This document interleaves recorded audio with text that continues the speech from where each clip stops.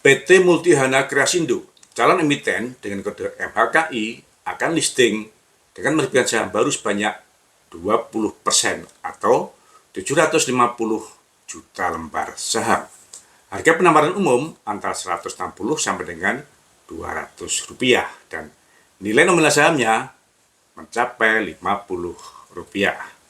Dengan demikian, PBV IPO hanya sebesar 3,2 sampai dengan 4 kali. MHKI akan dapat mengkolek dana retail sebesar antara 120 sampai dengan 150 miliar. Berapa PBV MHKI? Sesuai dengan laporan keuangan yang terakhir, kita dapat menghitung PBV price book value MHKI saat listing sesuai dengan laporan keuangan terakhir pada posisi 30 September 2023 dengan cara membandingkan harga penawaran umum dengan nilai bukunya pada 30 September 2023. Nilai buku diperoleh dari nilai ekuitas dibagi dengan jumlah lembar saham. Dengan nilai ekuitas sebesar 302 miliar dan jumlah saham 3 juta lembar, maka kita peroleh nilai buku setiap lembar saham MHKI sebesar Rp101. Dan dengan harga penawaran umum antara 160 sampai dengan 200 rupiah, maka kita dapatkan PBV MHKI sesuai dengan laporan keuangan per September 2023 antara 1,6 sampai dengan 2 kali. Wow, dibanding dengan rata-rata emiten yang baru IPO, nilainya memang cukup rendah. Tapi, tunggu dulu, kita juga mesti membedah dahulu. Selamat datang di Investor Level C. Kami coba sharing aspek fundamental dari sisi yang berbeda dan dengan cara yang beda, agar teman-teman bisa tetap tidur tenang meskipun banyak badai di bursa. Tonton sampai habis ya. Semangat sehat teman-teman investor level C, investor yang fokus pada karakter pemegang saham berkendali. Pada hari ini, dari perkiraan perolehan dana hasil IPO PT Multihana Kreasindo, calon emiten dengan kode MHKI yang minimal didapat sebesar 120 miliar, sebesar 78% atau 94 miliar direncanakan untuk investasi dan 22% atau 26 miliar untuk modal kerja. Dari rencana investasi sebesar 94 miliar tersebut, 60% atau 57 miliar untuk mendirikan pabrik baru yang berlokasi di Lamongan, Jawa Timur, dan 40% atau 37 miliar untuk investasi di kantor pusatnya di Kabupaten Bekasi, Jawa Barat. Distribusi dana pembangunan cabang atau pabrik baru di Lamongan terdiri dari 58% atau 33 miliar untuk pembangunan kantor dan pabrik, 8% atau 4,4 miliar untuk pembelian 9 kendaraan yang terdiri dari 5 truk Fuso, 2 dump truck, dan 2 mobil Avanza. 1% atau 0,3 miliar untuk peralatan kantor, 15% atau 8,2 miliar untuk peralatan pabrik, dan 19% atau 10,8 miliar untuk pembelian mesin-mesin dan alat-alat penunjang.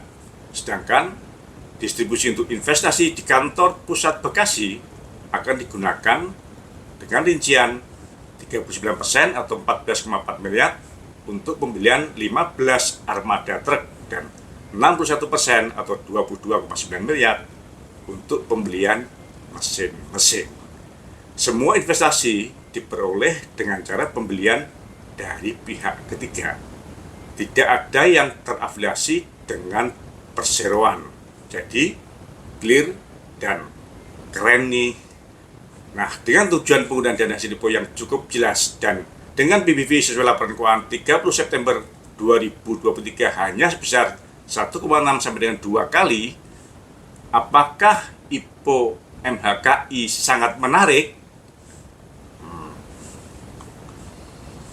Setelah mempelajari prospektusnya, saya mempunyai 2 catatan bagi teman-teman yang akan mengkolek saham PT Multihana Kreasindo, calon emiten dengan kode MHKI.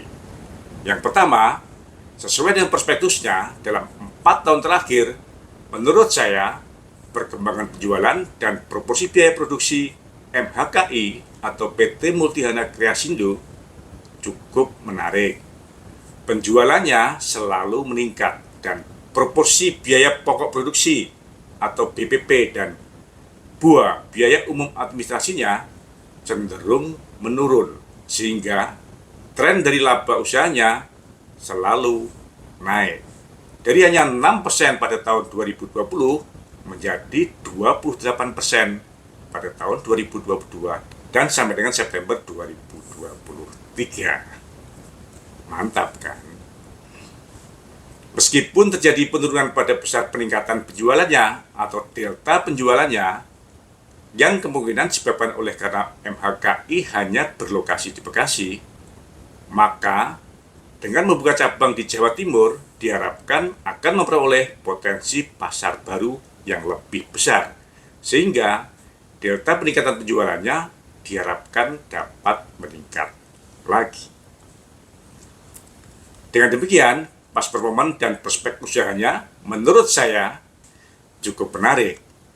Namun sayang, sesuai dengan prospektusnya juga, pada September 2023, MHKI juga melakukan revaluasi aset dengan kenaikan aset sebesar 127 miliar atau mencapai 108% dari aset tetapnya pada akhir 2022 yang hanya sebesar 118 miliar.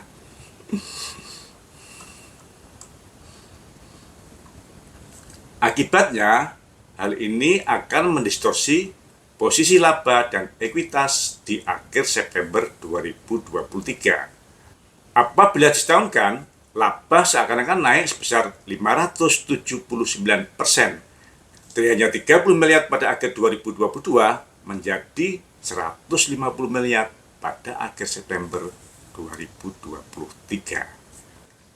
Padahal, apabila kita keluarkan revaluasi aset sebesar 127 miliar, laba hanya naik sebesar 5%. Nilai buku per 30 September 2023 juga menjadi terdistorsi. Dari perhitungan semula sebesar Rp101, namun apabila tanpa revaluasi aset menjadi hanya sebesar Rp58.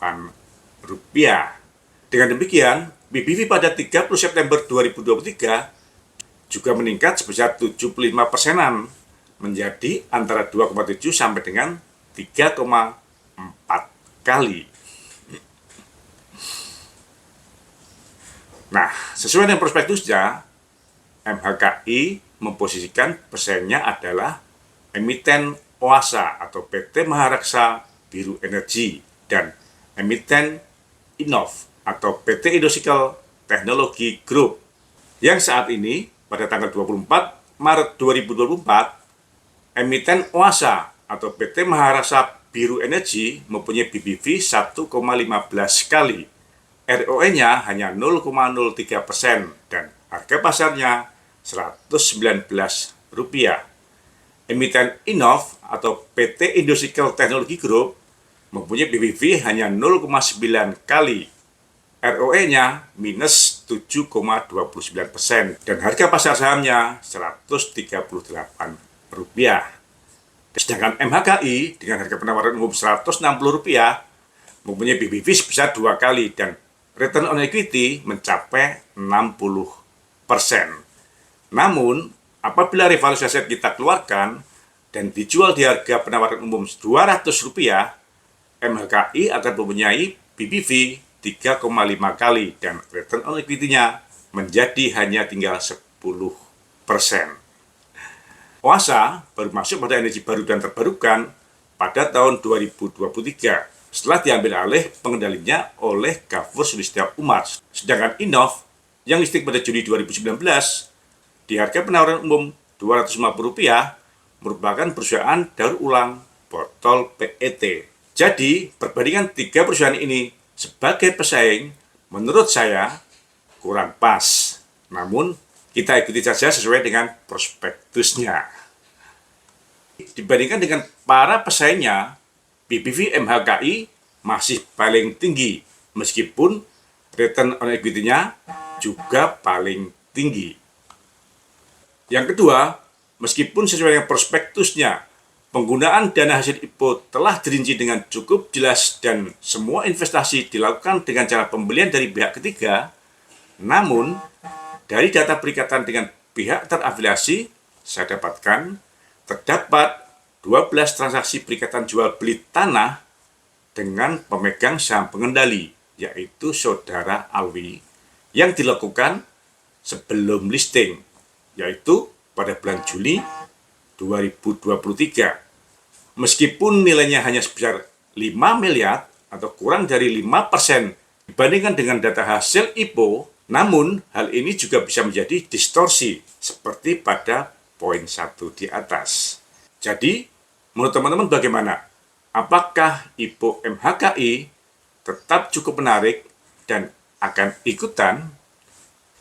Kalau saya di bulan puasa ini memilih untuk bersabar, menunggu harga saham MHKI terkoreksi sesuai dengan dua catatan di atas, khususnya pada catatan tentang revaluasi asetnya. Jadi teman-teman, jaga kesehatan dan kita tunggu apakah harga saham MHKI akan terkoreksi sampai mendekati koreksi revaluasi asetnya dalam 6 bulan ke depan. Semangat sehat. Terima kasih telah menonton. Jangan lupa kasih komen agar channel Investor Level C selalu lebih berkualitas. Dan jangan lupa sharing agar teman-teman lainnya bisa mendapatkan manfaat dari channel Investor Level C. Terima kasih.